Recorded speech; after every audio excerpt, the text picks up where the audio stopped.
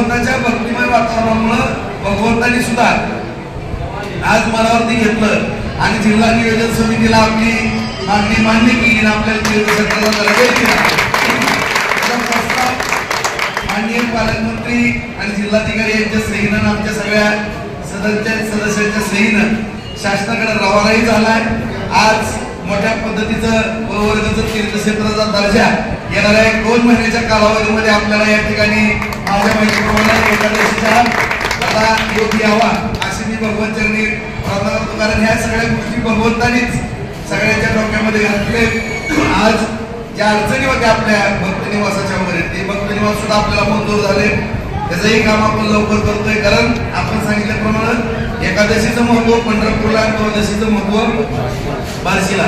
द्वादशीमुळेच त्या द्वादशीच्या बार्शीचं महत्व असल्यामुळे भगवंत या ठिकाणी त्यांच्या भक्ताला प्रकट झालेले आणि तोच प्रकट दिन आपण या ठिकाणी साजरा करतो.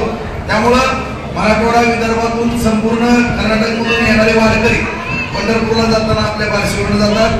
माघारी येताना द्वादशीचं निमित्त या ठिकाणी असतं, या ठिकाणी येतात. त्यांच्या राहण्याच्या सगळ्या सुखसोयी या ठिकाणी मोठ्या प्रमाणामध्ये होतील आणि भविष्य काळामध्ये फार फार मोठी भरभराटी या आपल्या भगवंत परिसराची व्हावी आणि आम्हाला तो आशीर्वाद भगवंताने या ठिकाणी द्यावा अशी या ठिकाणी.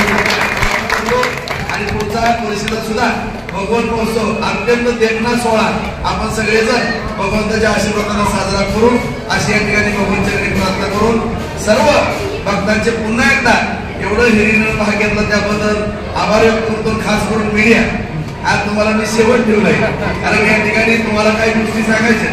शेवटी प्रत्येक गोष्ट सगळ्यांच्या समोर गेल्याशिवाय लक्ष येत नाही आणि आजकाल मार्केटिंगला फार महत्व आहे. त्याच्यामुळं या ठिकाणी आपल्या भगवंताचं महत्व तर फार मोठं आहे जगात.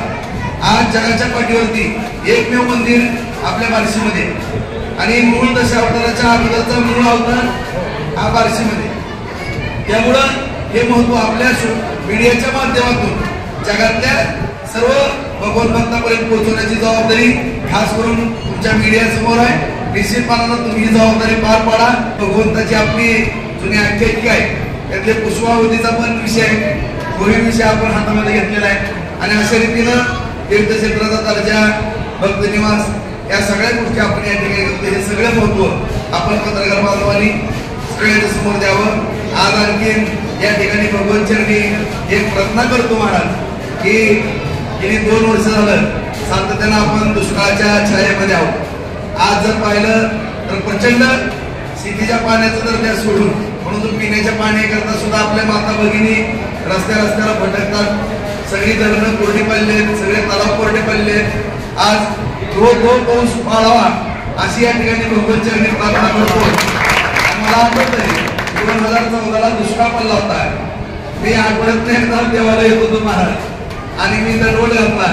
तेव्हा हे दुष्काळाचं संकट जाऊ दे आणि दंडवट घातला. 2 दिवसात मुसळधार पाऊस पडला. तसा पाऊस यावर्षी जोरात सगळ्या माझ्या बळीराजाला, शेतकऱ्याला, सर्वसामान्य जनतेला सुखी ठेवावं एवढी भगवंत चरणी प्रार्थना करतो.